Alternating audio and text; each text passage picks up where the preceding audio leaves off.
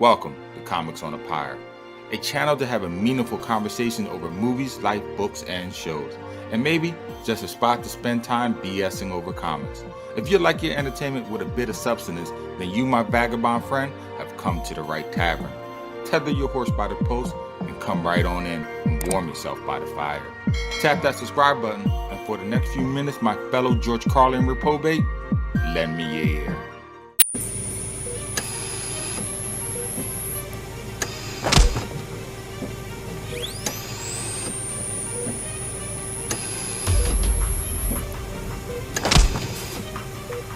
When I read comics, I'm looking for a good story.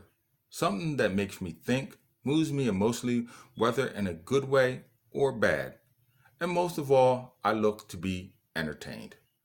Don't get me wrong, I enjoy a senseless, comical, and violent comic book story as just as much as the next guy.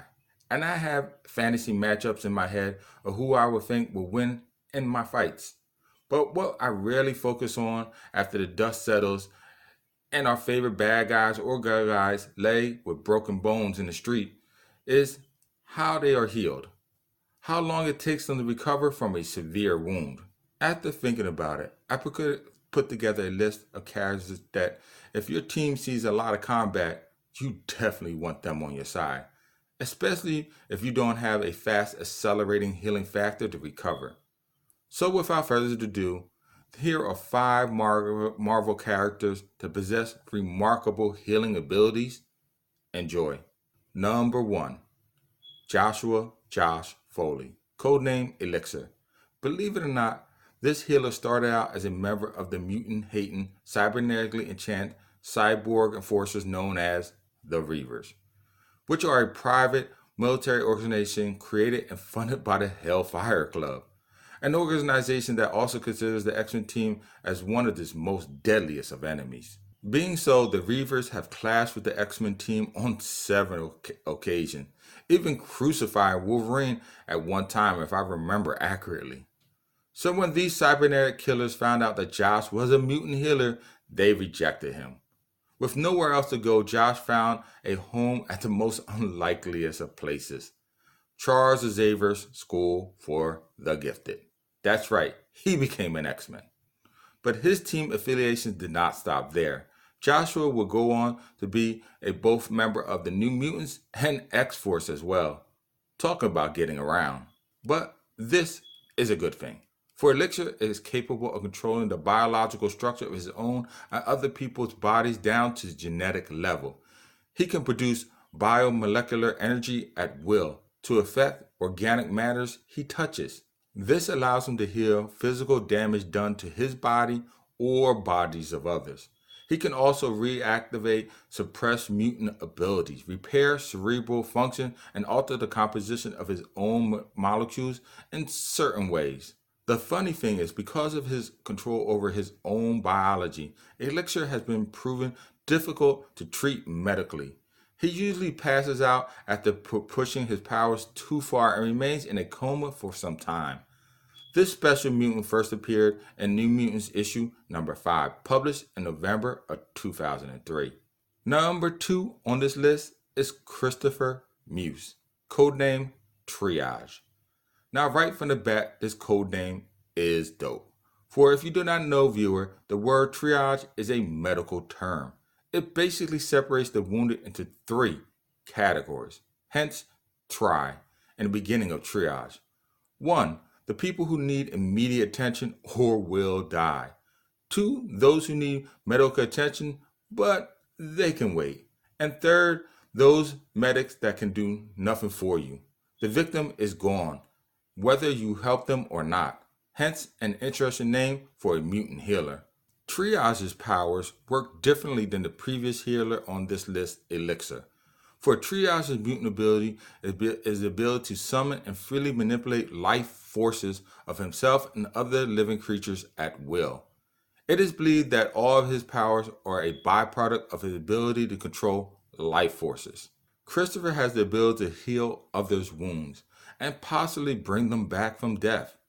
He can surprisingly reanimate dead bodies after death by manipulating the life force energy within them. This ability cannot reverse the effects of decay and limits them to whatever state this body was at the moment of death.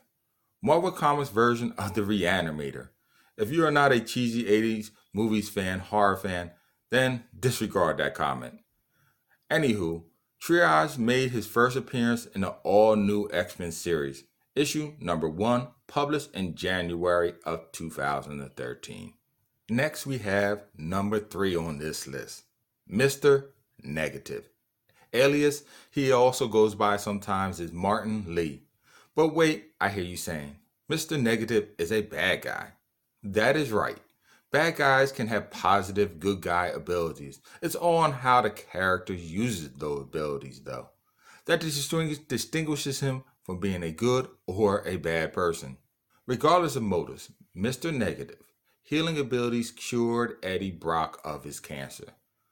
But the byproduct of unintended consequences is that in the process, Lee accidentally infused the remnants of the symbiote in Eddie Brock's bloodstream with his power and fused them to his white blood cells, thus creating a new hybrid symbiote which manifested when the Venom symbiote attempted to leave its current host, Mac Gargan, who Marvel fans would better know as the Scorpion.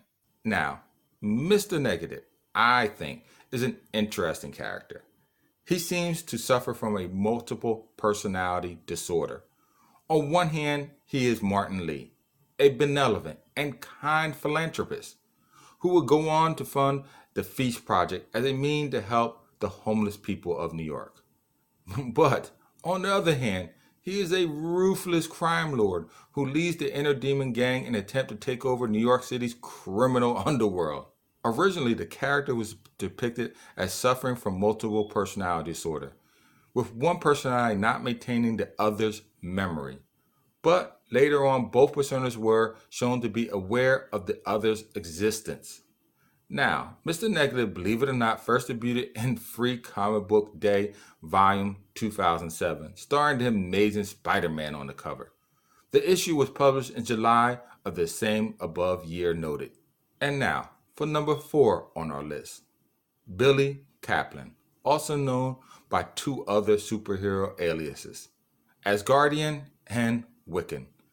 Billy is a superpowered warlock and reincarnate son of the Scarlet Witch. Don't ask, it's complicated. He has spent time on numerous super teams, including the Young Avengers, the New Avengers, and even the Secret Avengers. Wow, this guy really likes avenging. Though, to be fair, he did not first debut until Young Avengers, published in April of 2005, issue number 1. Wiccan has a wide range of powers, which are derived from an unconfirmed source. His origin makes it possible that Wiccan is both a mage and a mutant, which makes it possible that he can be exponentially more powerful than his teammates. His abilities were first triggered when the Scarlet Witch, under the influence of the Life Force, used her powers to heal him. Thus, so Wiccan himself can quickly heal others through his spells. However, the caveat, the effectiveness of his healings can be greatly affected by his will to do it, or if it troubles focusing on his target. For example, when healing an enemy, the healing process could be considerably diminished than when he is healing someone he generally has empathetic feelings for. So make sure you garner favor with this mutant, for one day you may most desperately need his abilities to stay alive. And now, the 5th on the list, the master of the mystic arts, the Sorcerer Supreme, the master of the black magics himself, Dr. Vincent Strange.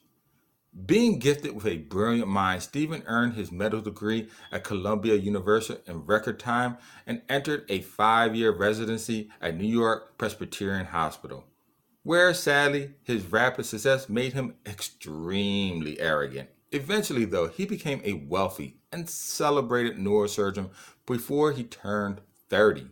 But fate, it seems, is not without its benevolent limits, as one night Strange drives his vehicle off a deserted road and careens into a ravine. The aftermath of the accident leaving the once brilliant neurosurgeon now without the use of his hands. It is not until later, when Strange encounters a being known as the Ancient One, that he becomes the Sorcerer Supreme, wielder of the dark arts. Even without magic, though, Strange retains his medical knowledge. He has shown himself capable of providing reasonable guidance to others of lesser skills, if they would just follow his guidance. In his enchanted repertoire, Stephen uses various items to help him heal, such as the Serum of Seraphim, for example. It is an all-purpose elixir capable of curing both mystic and non-mystic ailments, described as the most potent medicine known to the occult. The serum is so powerful that only a few ounces are needed.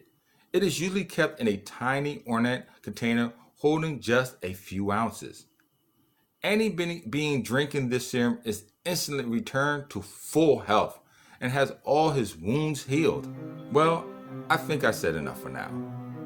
There you go, 5 healers of the Marvel Universe.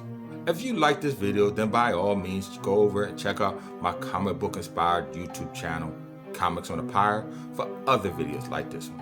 While there, make sure to tap on the like icon, push the subscribe button, and ring that bell to be notified when the next video drops. But until then, as always, in the interim, keep reading, my friends.